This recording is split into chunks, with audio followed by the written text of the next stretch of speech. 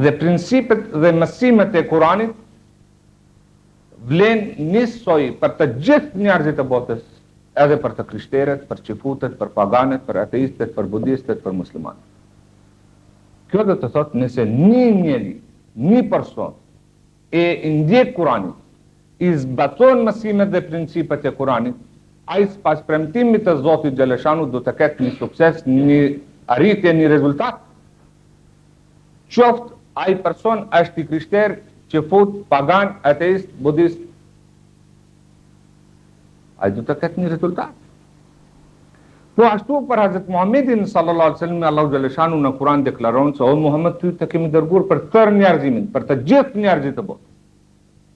Kafatan linnas, fjala e Kuranit. Për të gjithë njerëzit të botës. Do të thënë, ai që do të ndjek rrugën tënde o Muhammed, ai do të ketë një sukses, një rezultat prej Zotit Gjeleshan. Një përkrahje, një ndihmë. Pa marrë parasysh.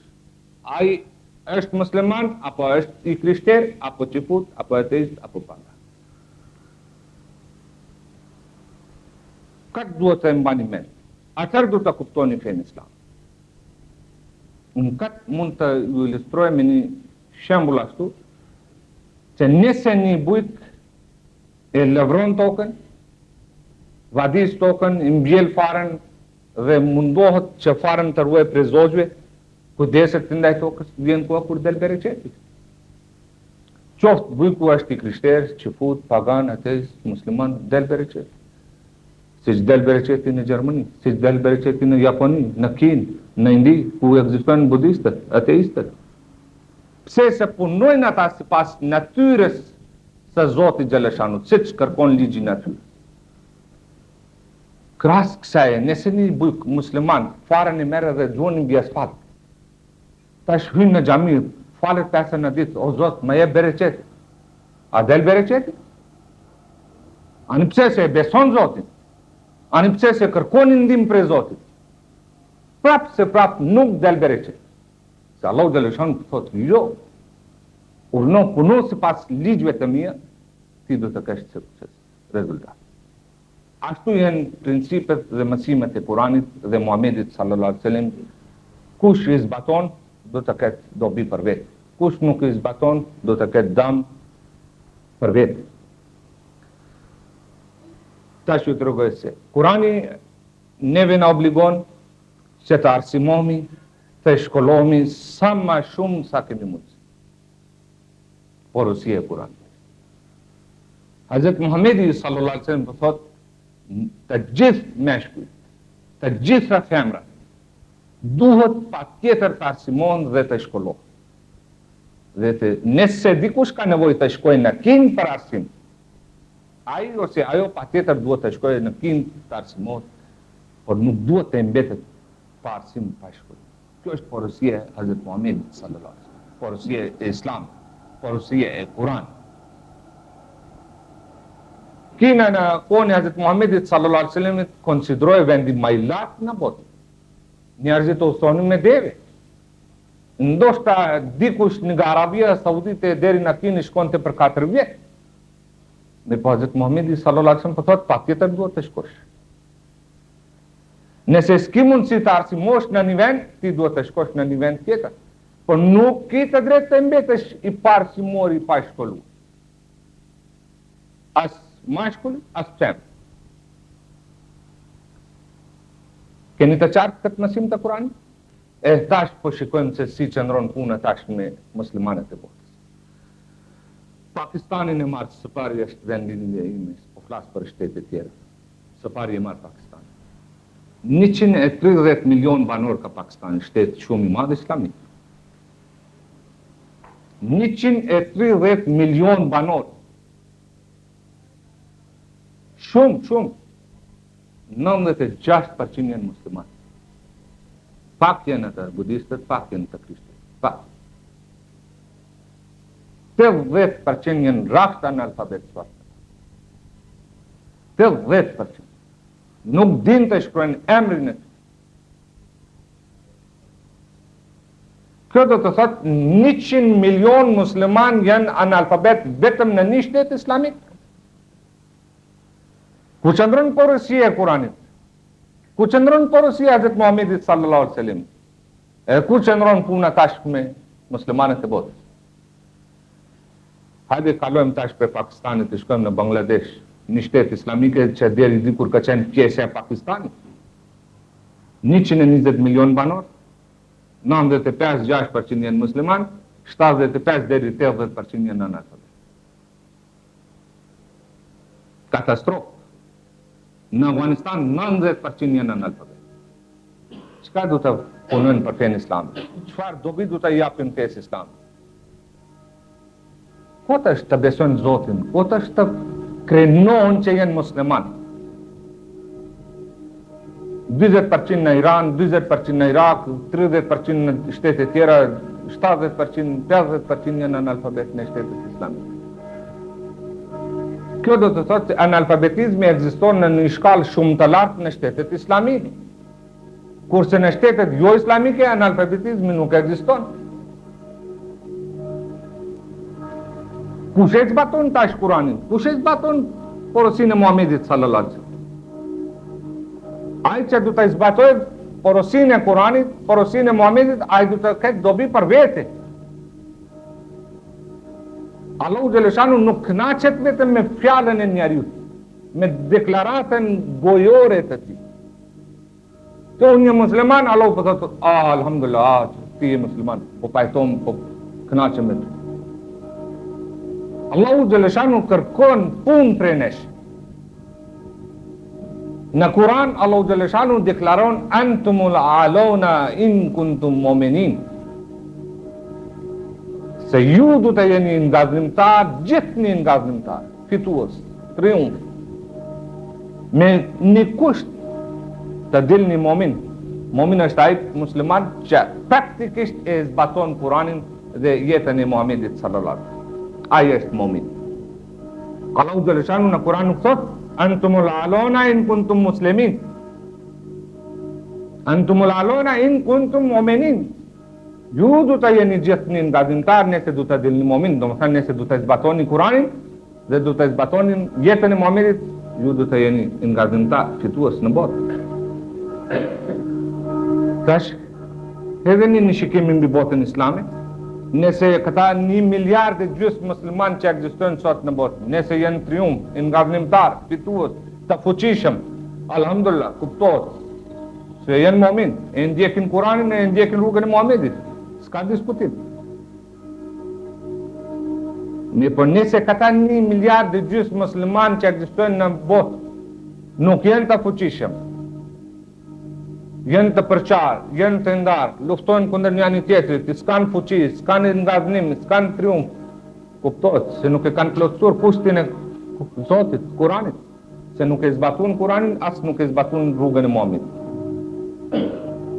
Sa shtete islamike ekzistojnë sot në botë? 57 shtete islamike ekzistojnë sot në botë. Shumica prej tyre kanë qenë të pasura, të begatshme. Mirë po pasuritë e tyre u shfrytzuan dhe po shfrytzohen ditë e natë prej Amerikës, prej shtetit evropian. Dhe muslimanët po kalojnë jetën me varfëri, me mjerim, me vuajtje, me analfabetizëm, pa shkencë, pa teknikë, pa kulturë. Këto janë ato fakte të pa mohueshme janë. Janë argumente të pa thyeshme janë. As kush nuk mund të thotë, jo, s'është e vërtetë. Hazrat Muhamedi sallallahu alaihi wasallam në mëson që ekzistojnë dy shkencë. Shkenca e trupit dhe shkenca e shpirtit. Shkenca e trupit do më thënë shkencë, teknik, medicinë, industri, biologji, kimi, matematik, histori, astronomi, kretë bajnë pjesë në shkencën e trupit. Janë për dobit tonë, fizik. Shkenca e shpirtit është morali, etika, virtytet e larta, ndershmëria. Kjo është pastërtia, këto bajnë pjesë në shkencën e shpirtit. Kurani në më shumë se 100 ajete neve në obligojnë që ne pa tjetër duhet të thelomi në shkencë. të studiojmë shkencën. Allahu Gjeleshanu po thot. Allahu Gjeleshanu në Kur'an po thot, ditë e natë ne duhet të studiojmë shkencën, të thelumin e shkencës. Allahu Gjeleshanu po thot, urnoni, studioni hënën, planetin, hapësiren, yt, ka pasurit në antoksore, mundohën ju lutëm, zbuloni ato pasurit se i këmlan për dobit tuaj. Ajetit e Kuranit thot, na obligojnë, na tregojnë. Sa i shteti islamike merren me shkencën? Sa musliman për hynë në thelësit e tokës, të zbulojnë gjaret të reje për dobit e veta? Asnjë? Veç kinezët, japonezët, amerikanët, europianët, ditë e natë për studiojnë shkencë. Ditë e natë sipas porosisë së Kuranit. Këto shtete i kanë marrë mësimet prej Kuranit, principet e Islamit, edhe i kanë zbatuar në jetën e tyre, shoqërore, familjare, shtetërore. Edhe sipas premtimit të Zotit kanë suksese të mëdha. Nuk falen, nuk besojnë Zotin, nuk agjerojnë në mujnë në Ramazanit. Prapë se prapë kanë arritje të mëdha. Pse? Me shkencë, me teknikë, me industri. Kjo është porosia Allahu Gjeleshanu. Hazret Muhamedi sallallahu alaihi wasallam i thot, të gjithë muslimanët janë si një trup. Trupi përbat prej disa organ. Ai thot, nëse një organ plagoset, i tërë trupi ndjen dhëm. Është ashtu ajo. Kur pret gishti, kur plagoset kama, njeri nuk flen, vuan, shqetësohet, brengoset. Edhe shokët e miqë e farefiset për vinë edhe i bajnë vizitë edhe i japin një ndihmë, një përkraje, medikamente dhe ilaçe, diçka. Çka do të thotë kjo shprehje e Muhamedit? Shprehja e Muhamedit sallallahu alaihi wasallam thotë se të gjithë muslimanët janë si një trup. Nëse një musliman ka vuajtje, skamje, varfëri, mjerim, të gjithë muslimanët duhet të ndënë dhembin e atij vllau dhe të japin një ndihmë, një përkraje. Kjo është porosia e Muhamedit. Ta shikoni, a veprot sipas kësaj porosie të Muhamedit? Jo, prej 81 gjermë tani jeni vuajtur ashtu. Unë jam dëshmitar, kam qenë në Kosovë, 81, 82 kam qenë. Sa i shteti islamike unë ngritëm kam të japin ndihmë Kosovës? Bili me zas ka fjalë. Bosnia u shkatrua, Somalia u shkatrua, Afganistani u shkatrua, Pakistani u shkatrua, Irani, Iraku luftuan 8 vjet me radhë kundër njëri tjetrit. Kush u mërzit? Hazret Muhamedi sallallahu alaihi wasallam po thotë, muslimani nuk ka të drejtë të flejë ashtu kur vllau i tij është në vuajtje, në mjerim. S'keni të drejtë. Po si anima në botës miliona musliman po vuajnë, s'kan ushqim, s'kan veshëmbathje, s'kan strehin. Kurse ne që jemi të pasur ashtu në shtetet arabe ashtu, pasurit tona u japin Amerikës, shtetet europiane, Japonisë, urnoni ju lutëm në jep një armë, merreni miliarda dollar për nesh, se këto armë ne du të i përdorim kundër vllazërve tanë. Alhamdulillah, çfarë tregtie, çfarë pazare. Mashallah, ashtu na mësoi feja islame. Këto janë fakte, secili prej nesh është i vetëdijshëm ndaj këtyre fakte. Irani kundër Irakut 8 vjet me radhë kanë luftuar. 2 shtete islamike. Miliona njerëz u vranë në Irak, miliona në Iran. Miliona janë bërsakat në këtë vend, miliona në atë vend. Pasojat e luftës ta sheshkojnë për 100 vjet. Iraku e sulmoi Kuvetin edhe Arabinë Saudite, Arabia Saudite e ftoi Amerikën, ju lutëm jeni, Francën, ju lutëm Gjermania, ju lutëm Suedia, me armë më bashkore, ju lutëm jeni, vritni vllazërt në Irak. 2 milion irakianët për 3 muaj u vranë në Irak. Hazret Muhamedi sallallahu alaihi wasallam thotë 2 musliman nuk kanë të drejtë të jenë të zemruar me njëri tjetrin më shumë se 3 ditë. Leti të sulmojnë njëri tjetrin me armë, me pushk. Në një vend, Hazret Muhamedi sallallahu alaihi wasallam thotë al-qatilu wal-maqtulu kilahuma fi an-nar. I vrari edhe dore caku. Të dy të shkojnë në xhenet. Sahabët e tij pyetën, "O moment, i vrari s'ka faje? Sa ai u vratash? Ai pse du të shkojnë në xhenet?" Tha edhe ai ka pasur një tentim të vratet. Kjo është puna me botën islami sot.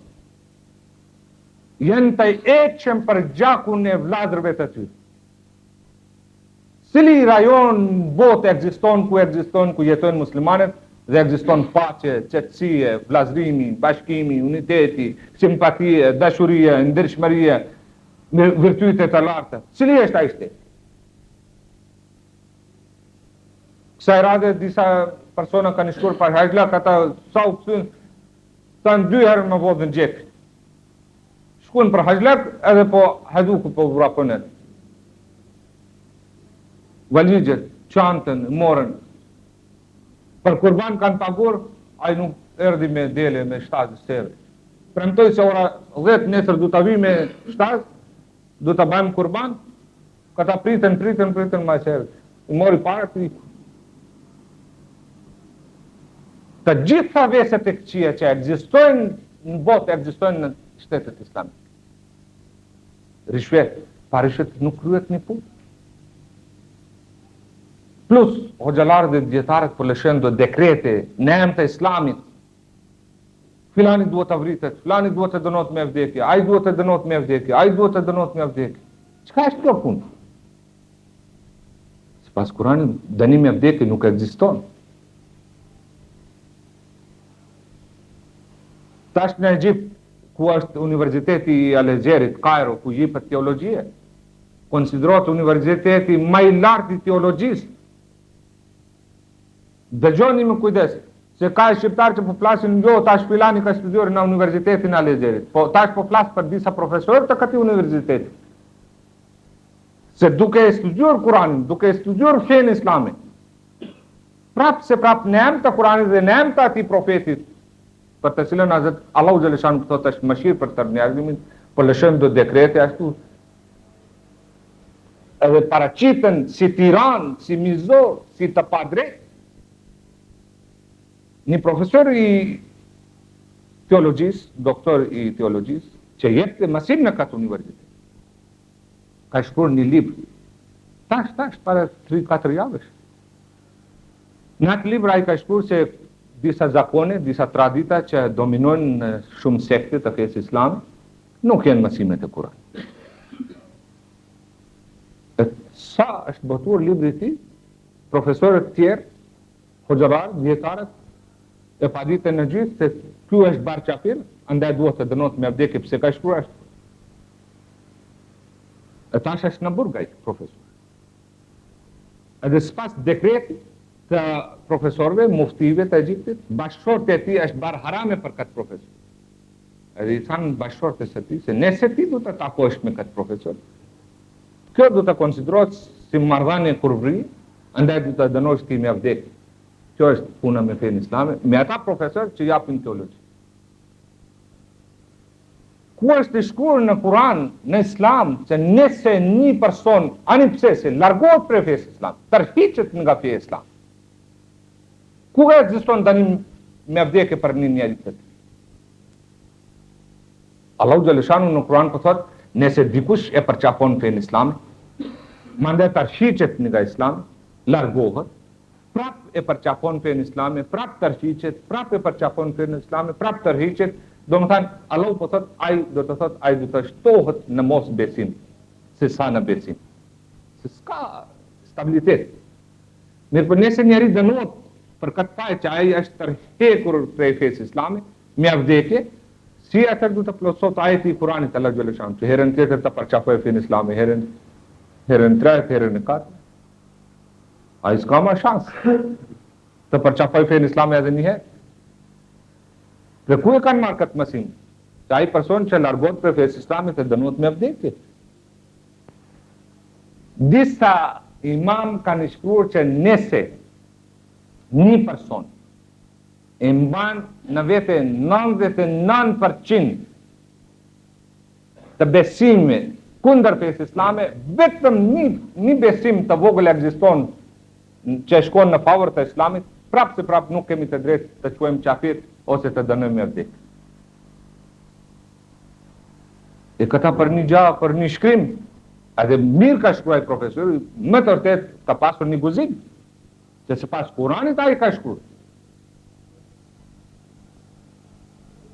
Se në këto ditë nuk ekzistojnë njerëz guzimtar që mund të shkruajnë ashtu me guzim për fenë islam.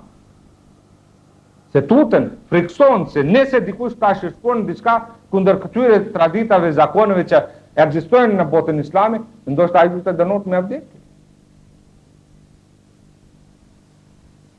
Feja islami sot është, jo feja nuk duhet të themi se feja islam. Muslimanët e botës sot jenë më prapëmbetur, më analfabet, më të shkatur, më të përqarë, më të urrëtur ndaj një tjetrit edhe prej të tjerëve, prej njerëzve të huaj. Me veprimtaritë e tyre fenë islame kanë njollotur ashtu, kurse të tjerët vetë ditë e natë e studiojnë Kuranin, ditë e natë e studiojnë praktikën dhe jetën e Muhamedit sallallahu alaihi wasallam dhe i marrin për vete dhe i shfrytëzojnë edhe korrin sukses. Që tash shtetet europiane u bashkuan apo jo? Është formuar një bashkim europian. Ky është mësimi i Kuranit, ky është mësimi i Islamit. Këto shtete europiane po bashkohen ditë me ditë, ne muslimanët po përçahen ditë me ditë. Dy shtete islamike sot nuk janë në gjendje të ulën rreth një tavolinë të bisedojnë për çështjet. Po të kishte një fuqi, po të kishin një mundësi të bisedonin për çështjet e tyre politike, sigurisht ndonjë shtet islamike edhe bisedonte për çështjen e Kosovës, për çështjen e Shqipërisë, për çështjen e Bosnjës. Kush nuk mërgjit? Kanë problemet e veta? Kush mërgjitet për shqiptarët e Kosovës, për bosnjakët e Bosnjës, për somalianët e Somalisë? Kush mërgjit? Ata shejkët e Arabisë Saudite, ata që janë bilioner, ditë e natë po vinë në Francë, në Amerikë, në Spanjë, në Zvicër, hotelet ma luksoze rezervohet për ta dhe vinë, bujnë bigjoze, kumare, lezoni, të shikojnë, vetë qëndroni para një hoteli ma luksos të Zvicërës, të Gjermanisë, të Anglisë, të Francës, du të shikoni sa Arab me gjymbe të bakë për dalë. Kurse muslimanët po abdesin uri, për një kafshat buaj po vrapojnë muslimanët. Miliona musliman po flenë në patrulatorë në Pakistan, në Bangladesh, në Afganistan, në shtetet tjera islame. Miliona. Hazrat Muhammedi sallallahu alaihi wasallam po thotë, jo, nuk kemi të drejtë të flem ne, të ushqemi ne, nëse dim se vllau ynë është i uritur, pa strehim, pa veshëm bat. S'kemi të drejtë. Ne duhet të shqetësohemi për vllaun tonë. Tu kush është shqetësohet? Tash Irani ka shkruar një kontrakt me Britaninë e Madhe për të blerë armë për 500 miliona funta. Një sasi e madhe të folash. Ndoshta buxheti i tërë Kosovës për 500 vjet plotësohet. E kundër kujt do të përdorë Irani armë? Kundër Amerikës? Kundër Europës? Kuptohet se kundër shtetit islamik. Arabia Saudite, Kuvejti, Iraku, Irani, Pakistani kanë blerë armë për miliarda dollar. Miliarda dollar. Me ato parët ndërtoheshin fabrika, industri, qendra për vullnetimin e fizikës, kimisë, biologjisë, medicinës. Arabia Saudite pasuri. Plot, një ditë pasurisht. Prapë se prapë nuk është në gjendje të prodhojë një gjelponës. Çka do të bëjnë këta arabët nëse do të sosen burimet e naftës? Po edhe sot s'kanë në dorë. Tash po merr borxh prej Amerikës Arabia Saudite, Kuvejt. Po marrin hua prej Amerikës. Se damë shparblim për këtë luftë kërkuan aq shumë Amerikat shtetet europiane prej Arabisë Saudite, prej Kuvejtit që ata thanë s'kemi aq shumë para. Parat tona janë bankat tuaja, dhe thanë nuk mjafton për ne. Andaj Amerika thashë ma mirë të shes unë në naftët, e të laje kamatën njëherë që shtohet për ditë për shkak këti borgjë. 10.000 ushtarë amerikanë, europianë qëndrojnë tash në Arabinë Saudite në Kuwait. Me marrëveshje, me kontratë, se për gjithmonë du të qëndrojnë. Kolonit më luktoze Arabia Saudite dhe Kuwait u ka ndërtuar ushtarëve amerikanë. Hargjimet i pagun Arabia Saudite dhe Kuwait. Kush fiton dobi? Kjo është gjendje. Kjo është një gjendje e mjerueshme për muslimanët dhe për shtetet islamike. Ka shumë që ka të flasur. Hazret Muhammedi sallallahu alaihi wasallam në jetën e tij ishte ulur njëherë me sahabët e tij pa të paralajmëruar që dikur do të paraqitet një kohë kur Islami do të mbetet vetëm me emër. Domethënë muslimanët do të mbeten vetëm me emra. Kur Kurani do të ekzistojë vetëm me shkronja me fjalë. Domethënë nuk do të lexohet për muslimanëve, nuk do të praktikohet, nuk do të zbatohet. Kur xhamit do të ekzistojnë, por do të jenë të zbrasta nga hidayeti. Njerëzit nuk do të interesojnë për xhami. Edhe ata që do të shkojnë në xhami nuk do të kuptojnë filozofinë e namazit ose filozofinë e xhamisë. Dietarët dhe hoxhallarët e asaj kohe do të jenë krijesë më e flisht në tokë, se do të krijojnë probleme për fenë islam. Ummeti jem do të ndatë në 72 sekte. Të gjitha këto sekte nuk do të jenë në rrugë të drejtë. Do të jenë në rrugë të zjarrit. Pse? Se Hazrat Muhammedi sallallahu alaihi wasallam se do të largohen prej Kuranit, prej originalitetit të Kuranit, prej praktikës së tij. Do të krijojnë zakone, risi, tradita prej vetes. Kuranin do të lënë mbas shpinës edhe do ta vrapojnë, do ta angazhojnë mbas traditave, zakoneve të krijuara prej vetes. Hazrat Muhammedi sallallahu alaihi wasallam thotë në atë kohë ka dhe shumë parashikime edhe në Kuran. Do të paraqitet një shërbator, një reformator, rob i fesë islame, rob i Muhammedit sallallahu alaihi wasallam. Ai do të paraqitet, ai do të themelojë një xhamat. Ai dhe xhamati i tij do të bëjnë përpjekje maksimale të sinqerta për përhapjen e fesë islame. Kjo është porosia e Muhamedit. Pse se ai do të vijë në këtë botë në ditët e fundit për të korrigjuar gabimet e muslimanëve. Për të bërë një luftë me argumente me rezone, jo me shpatë, jo me art, kundër feve false të botës. Veçanërisht kundër fesë krishtere që kanë besimi që Isa al-Islami është djali i Zotit dhe biri i Zotit. Kjo është predikimi i Muhamedit, parashikimi i Kuranit, parashikimi i Muhamedit sallallahu alaihi wasallam. Kaluan 14 qertë. Dietarët, komentatorët më eminent të fesë islame, më të famshëm, më të njohur. Tash sa do të dalim jashtë, do të ju tregoj librat e tyre. Sa libra ti kemi? Të botuar nga Arabia Saudite, nga Kuwaiti, nga Egjipti, nga Lebanoni, nga Beiruti. Po kemi më shumë se 200 libra. Të gjithë ata komentatorë, teologët, më eminent të fesë islame, haptazi kanë shkruar në librat e tyre se ai imam do të paraqitet, ai imam do të paraqitet. Dhe disa prej tyre kanë treguar kohën e ardhes së tij. Në Kur'an Allahu xhallahu xhanu thot ditët e fundit të botës kur do të paraqitet imami jem, për shembull deti do të kanalizohet. Shtupi shkronja do të botohen, ndërtohen, libra do të botohen në sasi të mëdha. Kopshte zoologjike do të ndërtohen. Udhëtimi i një muaj do të kryhet për një orë, për një saat. Meshkujt do të kenë flokë të gjatë, femrat do të kenë flokë të shkurtë. Djalin do të dëgjojë shokun më shumë se sa baba, prindri. Të jenë parashikimet. Do të paraqitet një fuqi gjigante Dejjalit tuaj, Dejjal është fjala e gjuhës arabe, ka dalë për fjallës dëgjel, mashtrim, hile, dalavet.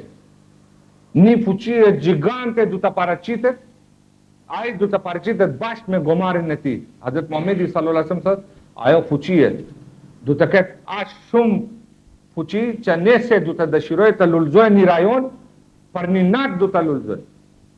Nëse du të dëshiroj të shkatroj një rajon, për një natë du të shkatroj. Dhe ai do të paraqitet me gomarin e tij. Tash Hazrat Muhammedi sallallahu alaihi wasallam thotë çfarë gomar do të ketë ai? Ai thotë se ai gomari do të jetë 70 metra i gjatë. du të ketë krahët e vete 100 metra të gjatë, du të ushqehet me zjarr, njerëzit du të hypin, du të ulen në barkun e atij gumarit.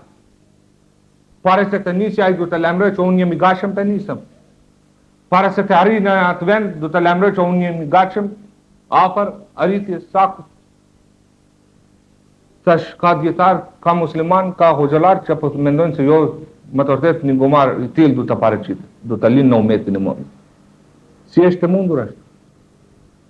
Për kënd është fjala secili që ai kontak logjik kupton. Fjala është për aeroplan. Fjala është për një ushtarak. Njerëzit po ulen në barkun e tyre, po ushqen me zjarr. 70 metra i gjatë është aeroplan. Çka kërkojmë më shumë? Domethënë fjala është për Amerikën, për Rusinë. Dëgjal, me mashtrim po punojnë, me hile, me dallavere, i mashtrojnë njerëzit, i mashtrojnë në shtete të vogla. Fuqi, kanë dëshirojnë të shkatrojnë për një natë. Arabia Saudite i thiri, ju lutëm jeni për një natë arritën atje në Arabinë Saudite, të shkatrojnë Irak, e shkatrojnë. Shqipërinë e shkatrojnë ajo. Para syve të mi u shkatrojnë Shqipëri, kam qenë prezent në muajin mars aty në Tiranë. I mlodhen njerë dolarët e shqiptarëve të Shqipërisë, i quhen dolarët në Amerikë, merren një armë tash u lutëm, luftonin kundër njëri tjetrit, mande prap në emër të paqes kanë hyrë atje. Thoshë ne kemi ardhur të krijojmë paqe në Shqipëri. Çfarë paqe është? I mashtrojnë njerëzit tash studiojnë se çka ka Shqipëria, kromin, bakrin, naftën, gurin, i merr, mande hani bukë kripë, i lutëm. Kjo është ajo fuqi. Fjala është për Amerikën, fjala është për Rusinë. Nëse dëshirojnë të shkatrojnë një shtet, për një natë e shkatrojnë. Edhe me aeroplanet po punojnë. Aq bukur Hazrat Muhamedi sallallahu alaihi wasallam po na shpjegon para 14 shekuj. Se aeroplani nuk ekzistonte në atë kohë. Në Hazrat Muhamedi sallallahu alaihi wasallam metaforikisht na tregoi formën e aeroplanit.